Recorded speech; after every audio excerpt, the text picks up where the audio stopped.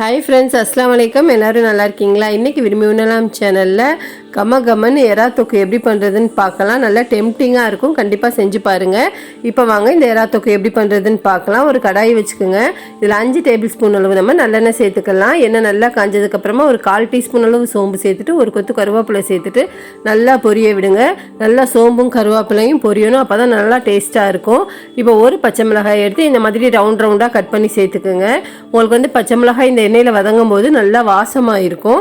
இப்போ இதில் வந்து 2 பெரிய வெங்காயத்தை வந்து கட் பண்ணி சேர்த்துக்குங்க. நீங்கள் சின்ன வெங்காயம் வேணும்னாலும் சேர்த்துக்கலாம்.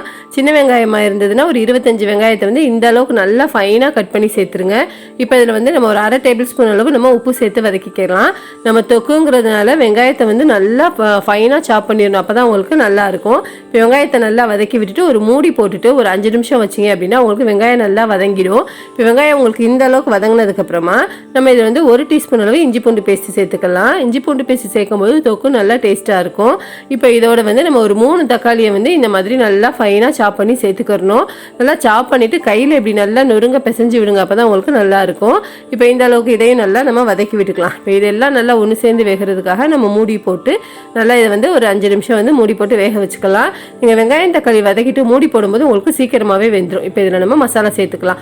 1 டீஸ்பூன் அளவு காஷ்மீரி சில்லி பவுடர், 1 டீஸ்பூன் அளவு மிளகாய்த்தூள், 1 டீஸ்பூன் அளவு மல்லித்தூள் சேர்த்துக்குங்க. அடுத்தது 1/2 டீஸ்பூன் அளவு சீரகத்தூள், 1/4 டீஸ்பூன் அளவு மஞ்சள் தூள் சேர்த்துக்குங்க. அடுத்து இது எல்லாத்தையும் நம்ம நல்லா வதக்கி விட்டுக்கலாம். மசாலா எல்லாம் ஒன்று சேர்ந்து வதங்குற வரைக்கும் நம்ம நல்லா வதக்கி விட்டுக்கலாம். இது நல்லா வதக்க தான் நமக்கு வந்து டேஸ்ட் நல்லா இருக்கும். இப்போ இதில் வந்து ஒரு 1/4 டீஸ்பூன் அளவு வந்து கரம் மசாலா சேர்த்துக்கலாம். இது ஆப்ஷனல் தான், உங்களுக்கு வேணாம் அப்படின்னா விட்டுருங்க. இப்போ இதில் வந்து 1/2 கிலோ அளவு நம்ம பிரானை சுத்தம் பண்ணி சேர்த்துக்கலாம். பிரான் நல்லா சுத்தம் பண்ணிவிட்டு நல்லா உப்பு மஞ்சள் போட்டு கழுவிடுங்க. இறாலையும் சேர்த்துட்டு நம்ம நல்லா 10 நிமிஷம் வதக்கும் போது நமக்கு நல்லாவே வந்து வாசமாக இருக்கும். இப்போ இது எல்லாத்தையும் நல்லா வதக்கி விட்டுட்டு நம்ம இதையும் மூடி போட்டு ஒரு 10 நிமிஷம் வந்து நம்ம அப்படி வேக வைக்கலாம். வேக வச்சு எடுக்கும்போது நமக்கு அந்த ப்ரானில் உள்ள தண்ணியை வெளிவந்து நமக்கு மசாலாவே நல்லா வேகும், அப்போ தான் நமக்கு வந்து நல்லாயிருக்கும். நீங்கள் இதில் வந்து அந்த தண்ணியே சேர்க்கக்கூடாது. நீங்கள் இந்த மாதிரி வதக்கி எடுத்தீங்க அப்படின்னா தான் நல்லாயிருக்கும். இப்போ வந்து நம்ம திறந்து வச்சுட்டு நம்ம மீடியம் ஃப்ளேமில் வச்சு நல்லா வதக்கும் போது அந்த வெளியில் வந்த தண்ணி எல்லாமே நல்லா சுண்டி உங்களுக்கு வந்து தொக்கு வந்து இந்த பதத்துக்கு வரணும், அப்போ தான் நல்லாயிருக்கும். இப்போ வந்து ஒரு 1/3 கப் அளவு நம்ம தேங்காய் பால் சேர்த்துக்கலாம். இதுவும் ஆப்ஷனல் தான், உங்களுக்கு வேணும் அப்படின்னா சேர்த்துக்குங்க. நீங்கள் எங்கேயாவது வெளியில் கொண்டு போகிறீங்க அப்படின்னா தேங்காய் பால் வந்து ஸ்கிப் பண்ணிவிடுங்க.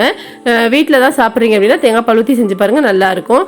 இப்போ இந்த அளவுக்கு எண்ணெய் பிரிஞ்சு வந்ததுக்கப்புறமா இதில் வந்து ஒரு 1/4 டீஸ்பூன் அளவு மிளகாத்தூள் சேர்த்துட்டு நல்லா வதக்கி விடுங்க, அவ்வளோதாங்க.